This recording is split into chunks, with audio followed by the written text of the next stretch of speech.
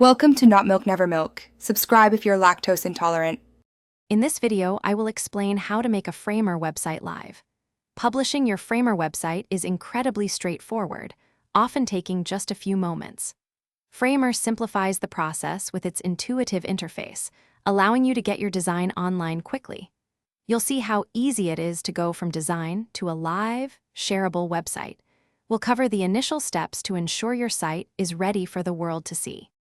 Once your site is live on a Framer subdomain, you'll likely want to connect your own custom domain.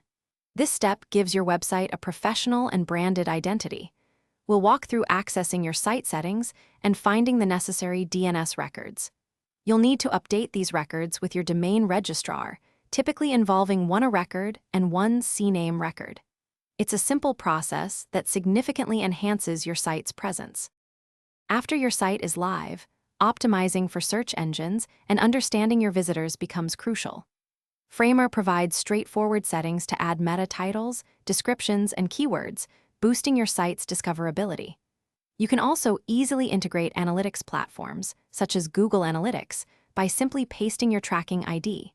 This allows you to gather valuable data on user engagement, traffic sources, and overall site performance, helping you make informed decisions. Maintaining your live Framer website is just as simple as publishing it. Any changes you make in the Framer editor can be pushed live with another click of the Publish button. Framer efficiently updates your site, ensuring your visitors always see the latest version. It's a good practice to review your changes carefully before republishing to maintain a seamless user experience. This iterative process allows for continuous improvement and keeps your content fresh.